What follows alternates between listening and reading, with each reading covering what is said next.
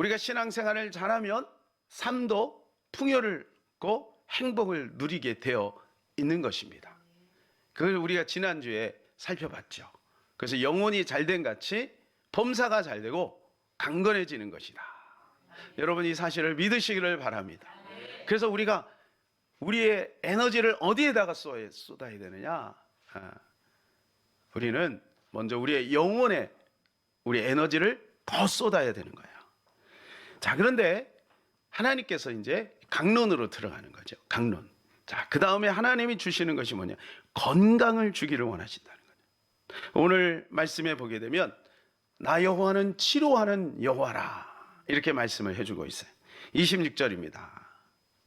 이르시되 너희가 너희 하나님 나 여호와의 말을 들어 순종하고 내가 보기에 의를 행하며 내 계명의 길을 기울이며 내 모든 규례를 지키면 내가 애굽 사람에게 내린 모든 질병 중 하나도 너희에게 내리지 아니하리니 나는 너희를 치료하는 여호와임이니라. 나는 너희를 치료하는 여호와임이니라. 주님이 오늘 이렇게 말씀하고 우리를 치료하신다고 말씀해 주고 있습니다.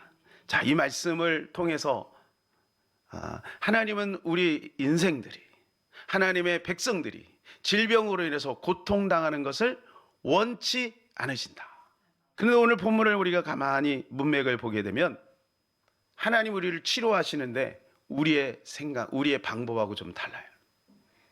우리가 보통 치유 집회를 하게 되면 어떻게 합니까? 사람들 쭉 모아놓고 한 사람 한 사람 안수해서 이렇게 치료하죠. 그러니까 하나님은 우리를 치료하는데 급할 것이 없어요. 하나님은 우리의 질병을 막 고쳐줄 수 있는 능력의 하나님이에요. 근데 하나님이 그런 방법으로 사용하지 않는다는 거죠. 오늘 26절을 다시 한번 볼까요? 이르시되 너희 하나님 여호와 나 여호와의 말을 들어 순종하고 내가 보기에 의를 행하며 내 계명의 길을 기울이며 내 모든 규례를 지키면 내가 애굽 사람에게 내린 모든 질병 중 하나도 너희에게 내리지 아니하리니 나는 너희를 치료하는 여호와임이니라. 하나님 우리를 치료하시는데 어떻게 치료하시냐면 순종하라는 거예요. 의를 따르라는 거예요. 계명을 지키라는 거예요. 규례를 지키라는 거예요. 그러면 내가 너희를 치료하는 여호와로 나타나겠다라고 하는 겁니다. 우리의 생각하고 좀 달라요, 그죠? 여기서 말씀해주고 있는 것은 무엇일까요? 치료가 목적이 아니다는 거예요. 우리는 하나님 앞에 나와서 기도할 때 뭘 기도하냐면 하나님 고쳐주세요. 고쳐달라니까요. 나 지금 아파 죽겠어요. 고쳐주세요. 이것만 생각하는 거예요. 근데 주님 뭐라고 말씀하니? 그게 중요한 게 아니다야. 내가 너희를 못 고쳐서 안 고치는 게 아니야. 나는 너희를 치료하고 싶어. 나는 너희가 질병이 있는 것을 원치 않아. 약속해주고 있잖아요. 나는 너희를 치료한다. 애굽 사람에게 내린 모든 질병 중 하나도 너희에게 내리지 아니할 거야. 주께서 이렇게 말씀해주고 있어요. 왜 주님이 이렇게 복잡하게 말씀하실까요? 그 배경을 우리가 이해하면 우리가 쉽게 이해할 수가 있습니다. 오늘 말씀하신 이 내용에 바로 앞에 무슨 일이 있었냐면 마라의 쓴물 사건이 있는 거예요. 마라의 쓴물 사건 여러분들 알고 계십니까? 이스라엘 백성들이 이제 출애굽에서 홍해의 기적을 경험합니다. 홍해가 쫙 갈라지고 나니까 이스라엘 백성들이 막 소고치고 춤추고 막 기뻐했어요. 근데 사흘길을 갔는데 광야에서 사막에서 사흘길을 갔으니 이제 물이 바닥이 난 거예요. 물이 다 떨어졌어요. 사람은요 먹을 것이 없으면 몇 주에서 몇 달까지도 견딜 수 있대요. 먹을 것이 없습니다. 근데 마실 물이 없으면 4일을 버티기가 힘들다. 이스라엘 백성들이 인구가 200만입니다. 이런 도시에 있는 게 아닙니다. 허벌판에 있는 거야. 이런 허벌판 속에 200만이 지금 사흘길을 걸었어요. 어디서 물을 구하겠어요? 그러는 가운데 이제 물을 발견했어요. 그리고 물을 딱 마시려고 그러는데 그 물이 쓴 거예요. 물이 너무 쓴 거야. 차라리 물을 안 발견했으면 괜찮은데 물을 발견했는데 물이 써요. 그러니까 이스라엘 백성들이 막 원망을 하는 거예요. 그리고 그 자리를, 그 장소를 마라라고 일컬었어요. 마라라는 뜻은 뭐냐면 쓰다, 쓴맛이다, 그런 뜻입니다. 룻기서에 보면 나오미가 모압으로 갑니다. 모압. 그래서 모압에 가서 10년 동안 자기 남편 그리고 두 아들을 다 잃어요. 며느리들은 얼었는데 쓰리가부가 된 거예요. 참 비참하죠. 그러다가 이제 고향이 다시 풍년이 온다, 이 소식을 듣고 이제 고향 베들레헴으로 돌아왔어요. 그래서 사람들이 10년 만에 보니까 이제 나오미는, 와, 나오미가 왔다, 나오미가 왔다. 그러니까 나오미가 나를 나오미라고 하지 말아라, 나를 마라라고 해라, 이렇게 이야기를 했어요. 룻기서 1장 20절입니다. 나오미가 그들에게 이르되 나를 나오미라 부르지 말라, 나를 마라라 부르라. 이는 전능자가 나를 심히 괴롭게 하셨습니다.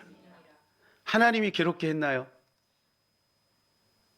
하나님께 괴롭게 한 게 아닙니다. 자기가 떠나지 말아야 될 고향을 떠난 거죠. 여기서 고향이라는 말은 무슨이면 하나님의 품을 말하는 거예요. 베들레헴은 하나님의 품이잖아요. 하나님의 품을 떠난 거예요. 뭐를 따라서? 유익을 따라서. 유익을 따라 떠난 거죠. 그러고 나니까 다 잃어버린 거예요. 하나님이 괴롭게 한 게 아니에요. 자기가 자청한 거예요. 그런데 전능자가 나를 괴롭게 했다라고 이야기. 이게 오늘 본문에 나온 이스라엘 백성과 똑같은 거예요. 막 모세를 원망하지 않습니까? 왜 우리를 광야로 데리고 나왔냐 이거. 하나님께서 광야로 데리고 나온 목적이 있잖아요. 그들을 자유케 하려고. 430년 동안 고통당하는 그들에게 해방을 주려고. 그래서 데리고 나온 거거든. 근데 그들은 지금 어때요? 막 원망을 하는 거예요. 그때 모세는 어떻게 합니까? 하나님 앞에 부르짖습니다. 사랑하는 여러분, 어떤 문제가 오고 인생에 고통이 올 때 원망하지 마시길 바랍니다. 하나님께 기도하기를 바랍니다. 모세는 하나님 앞에 기도해요. 하나님께 기도했더니 하나님께서 한 나무를 가리켜요. 그래서 그 나무를 던져라. 그럼 물에 탁 던졌더니 물이 달게 되었다는 거예요. 이 나무는 곧 십자가를 뜻하는 겁니다. 예수 그리스도. 사랑하는 여러분, 우리가 하나님 앞에 기도하면 하나님이 우리에게 예수 그리스도가 선명하게 해주시는 거예요. 그래서 그 예수 그리스도를 내 가슴에다가 붙이고 그 예수 그리스도 우리 가정의 한 가운데다가 세우고 그 예수 그리스도 우리 직장 사업터에다가 한 중앙에다가 탁 모시면 쓴물이 달게 될 줄로 믿습니다. 여러분, 지체 없이 그렇게 하시기를 바랍니다. 원망하지 마시고. 전능자가 우리를 괴롭힌 게 아니에요. 하나님이 우리를 괴롭히는 게 아니에요. 하나님이 우리에게 질병을 주는 게 아니에요. 우리가 하나님 앞에 기도하면 우리의 문제와 우리의 질병은 치료되고 해결될 줄로 믿습니다. 해결되는 것입니다. 그런데 이 과정에서 뜬금없이 하나님이 치료에 대해서 말씀하고 있는 거예요. 26절에 치료. 아니, 이게 물하고 치료하고 무슨 상관이 있어요? 단물하고 치료하고 무슨 상관, 쓴물하고 질병하고 무슨 상관이 있어요? 왜 하나님이 이 사건을 통하여 내가 법도를 정한다, 내가 너희를 시험한다라고 말씀하였을까요? 지금 이스라엘 백성들은 앞으로 가야 할 길이 멀어요. 우리가 인생을 살아봤지만 인생은 짧지 않습니다. 깁니다. 여기 우리 청년들이 있습니다만은 우리 청년들의 인생은 앞으로 살 날이 더 많아요. 그러니까 지금 당장 어떤 유익을 얻고 지금 당장 내가 가지고 있는 질병이 싹 치료되는 것, 그거로 만족하면 안 된다는 거예요. 하나님 우리에게 영원한 안식을 주고 영원한 기쁨을 주고 근원적인 해방을 주기를 원하시는 거죠. 그래서 하나님께서 말씀하는 거예요. 내 말씀을 지켜라. 내 말을 따르라. 나에게 순종해라. 그래야 너희가 진정한 평화와 자유가 있게 되는 것이다. 이스라엘 백성들은 이런 광야 속에서 지금 인생의 쓴맛을 처절하게 지금 느끼고 있는 겁니다. 질병은 우리의 인생의 쓴맛이에요. 쓴맛. 저는 지난주에 교육자 워크숍을 가는데 차에서 갑자기 몸이 으슬으슬 춥기 시작하는 거예요. 살갗이 아프기 시작하는 거예요. 말은 안 했지만 제가 하는 방법이 있으니까 이거를 제 입으로 허용하지 않거든요. 감기 증상이 올라 그래, 이런 말 제가 안 하거든요. 어떻게 하냐면 제가 전에 말씀드렸죠. 감기야 내게서 떠나가라. 난 아플 시간이 없어. 감기야 너는 나의 친구가 되지 못해. 감기야 예수님의 이름으로 떠나가라. 이렇게 해서 제가 효과를 많이 봤거든요. 여러분도 한번 써먹어 보세요.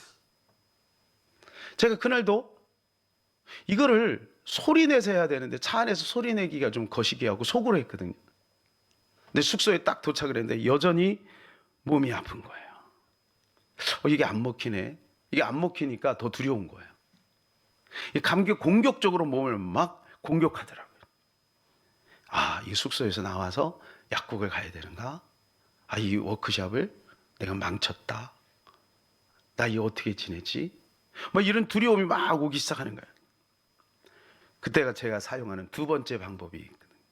그건 뭐냐? 아내에게 기도해 달라고 하는 거예요. 아내에게 기도해 달라. 근거가 여기에 있습니다. 여러분도 사용해 보세요. 야고보서 5장 16절입니다. 그러므로 너희 죄를 서로 고백하며 병이 낫기를 위하여 서로 기도하라. 의인의 간구는 역사하는 힘이 큼이라. 병이 낫기를 위하여 서로 기도하라. 이 말씀 근거에서는 아프면요, 누구 주변에 있는 사람에게 기도해 달라 그래요. 특별히 아무래도 이제 우리 집사람하고 같이 늘 있으니까 우리 집사람한테 기도 부탁을 종종 합니다. 또 우리 식구들이 누가 아프면은 당연히 저는 기도를 해 주죠. 사랑하는 여러분, 여러분들도 서로 기도해 주시기 바랍니다. 우리 청년들이 서로 누가 아프다 그러면 기도하시기를 바랍니다. 가족끼리 서로 기도하시기를 바랍니다. 여러분, 우리 인생에 질병이 없으면 참 좋겠지만 인류가 시작된 이래 질병이 없는 때가 없었어요. 질병 끊임없이 우리에게 찾아옵니다. 근본 원인은 우리가 잘 아는 대로 창세기 3장이에요. 창세기 3장의 후유증. 그것 때문에 질병이 찾아오는 거죠. 에덴에서 있을 때는 질병이 없었어요. 에덴에서 쫓겨난 뒤에 질병이 생겨요. 우리 아담 할아버지한테 우리는 원망해야 돼요. 아담 할아버지가 에덴에 쫓겨나는 바람에 우리 인류가 이렇게 고통스러운 거예요. 아픈 거예요. 계속 끊임없이 아픈 거예요. 그러나 여러분 기뻐하십시오. 질병이 완전히 사라지는 때가 있습니다. 그때가 언제입니까? 천국에 가면 질병이 완전히 사라지게 되는 거예요. 그 약속을 한번 살펴볼까요? 계시록 22장 4절입니다. 모든 눈물을 그 눈에서 닦아주시니 다시는 사망이 없고 애통하는 것이나 곡하는 것이나 아픈 것이 다시 있지 아니하리니 처음 것들이 다 지나갔음이로라. 여기 보니까 아픈 것이 다시 있지 아니하다. 질병이 다시 있지 않는.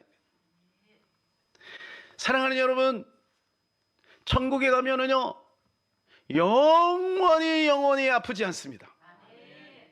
영원히 마음의 고통도 없습니다. 눈물도 없습니다. 사망도 없습니다. 애통하는 것도 없습니다.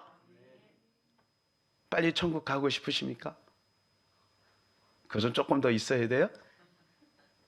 천국이 그런 곳이라는. 그러니까 제가 말씀을 준비하다 이런 생각이 들었어요. 나이가 들면 자꾸 몸이 아프지. 여기도 쑤시고 저기도 쑤시고 허리 아프지, 다리 아프지, 소화도 잘 안 되지, 불면증도 있지. 그래야 천국 소망 같죠. 천국은 영원히 아프지 않다 그러니까. 그것도 하나님의 은혜가 아닌가 그런 생각을 해봅니다. 어제 우리 시찰에 한재근 목사님이라고 창립 예배를 드리셨어요. 그래서 거기에 같이 참석을 해서 축복하면서 그렇게 했습니다. 예배를 같이 드리는 가운데 전주의 예담교회 조재선 목사님께서 말씀을 전하셨어요. 전주에도 예담교회가 있더라고요. 그래서 설교 중에 목사님이 본인 간증을 하셨어요. 참 인상이 깊었습니다. 그래서 제가 그 간증을 여러분에게 한번 소개하려고 합니다. 이 조재선 목사님 목회를 잘 하고 계시다가 갑자기 병이 생겼어요. 병. 이 병이 뭐냐면 근무력증이에요. 근무력증. 이 근무력증이라고 하는 병이 좀 뭔가 난 궁금했어요. 그래서 제가 찾아봤죠. 그랬더니 이런 내용이나 신경의 자극이 근육으로 제대로 전달되지 못하면서 근육이 쉽게 피로해지는 질환이다. 그럼 이 정도는 뭐 괜찮지 생각인데 그게 아니라요. 60년대 초반까지만 해도 치사율이 40%래요. 그러니까 이 병에 걸리면 40%는 사망한다는 거예요. 무서운 질병이죠. 무서운 질병. 그러다가 2019년도에 후에는 약이 생기고 그리고 치료의 과정이 생겨서 5%에서 12%로 줄었대요. 근데 목사님의 그 연세가 지금 78세예요. 지금부터 28년 전에 이 병으로 인해서 고통을 당하셨대요. 그럼 계산해 보면 딱 나오죠. 몇 세예요? 자고 계신 건 아니죠. 78세에서 28세를 빼면 50세예요. 50세. 50세 이 질병이 생겨요. 왕성하게 목회할 그 나이. 그 횟수를 보니까 1996년이에요. 그러니까 2019년 훨씬 이전이죠. 그러니까 치사율이 굉장히 셀 때. 그러니까 마음의 두려움도 있는 거죠. 그래서 목회를 내려놨어요. 잘하던 목회를 내려놓고 3년 동안 침대에 누워서 하나님 앞에 기도했대요. 하나님, 다시 한번 기회를 주세요. 다시 기회를 주신다면 제가 제대로 목회를 하고 싶습니다. 3년을 하나님 앞에 기도했대요.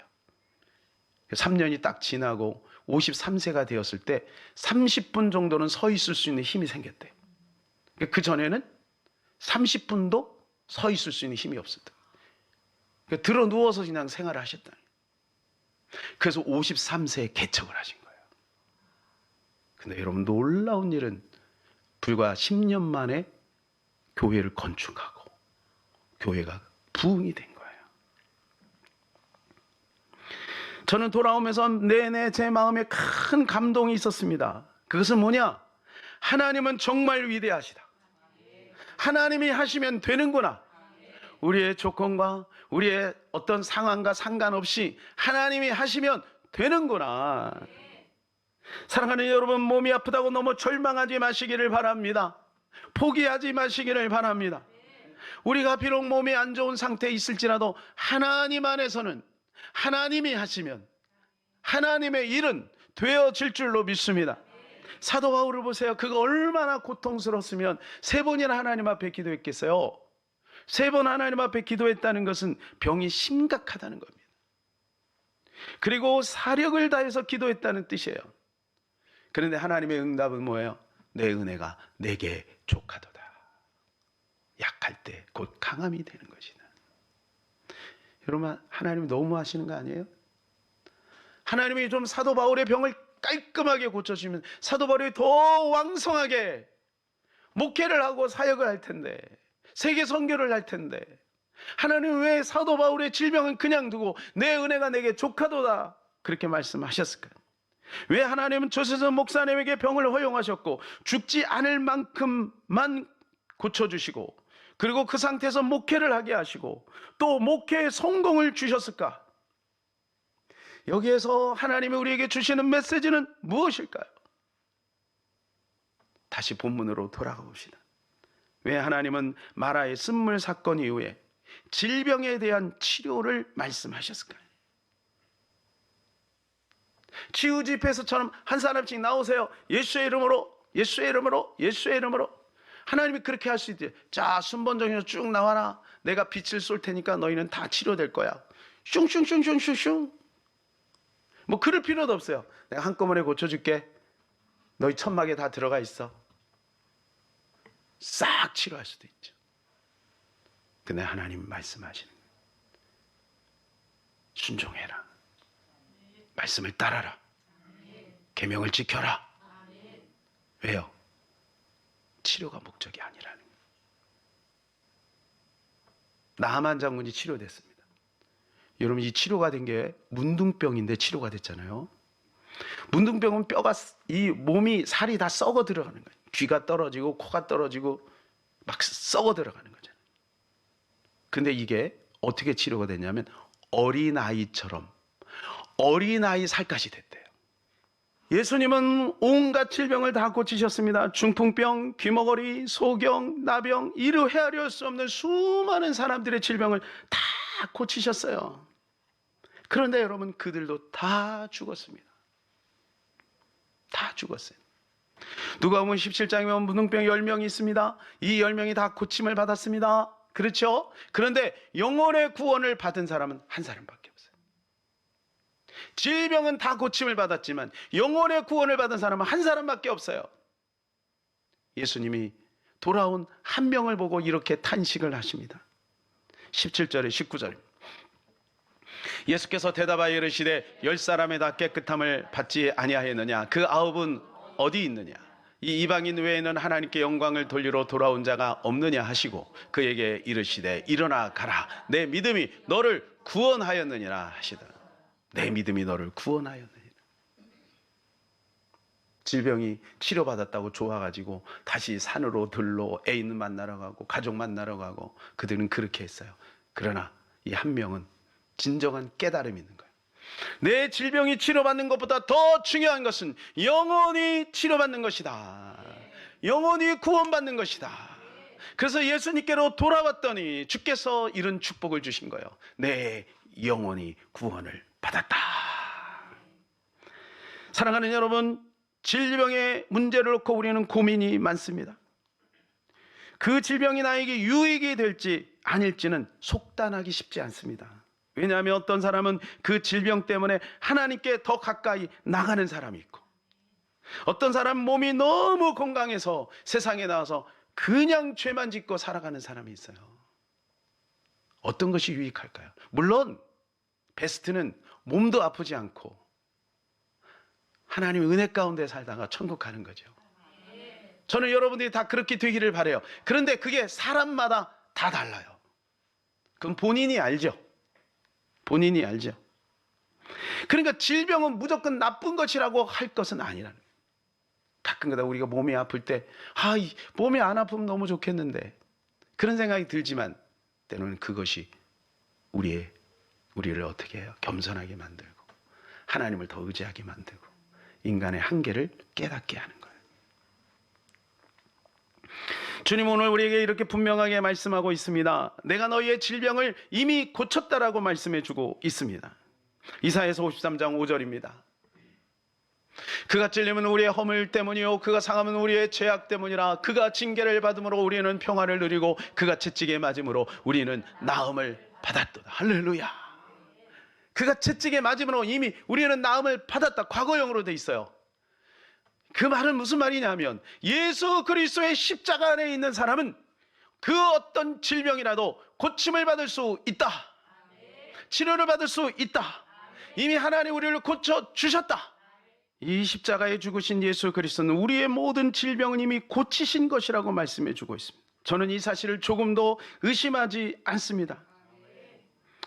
하지만 우리는 거기에서 끝나지 않습니다. 하나님 우리의 영혼까지 고치시고 영원한 천국으로 인도해 가실 것입니다. 사랑하는 여러분, 이 사실을 믿으시기를 바랍니다. 조금 더 인내하시기를 바랍니다. 하나님 반드시 저와 여러분의 모든 질병을 깨끗하게 고쳐주실 줄로 믿습니다.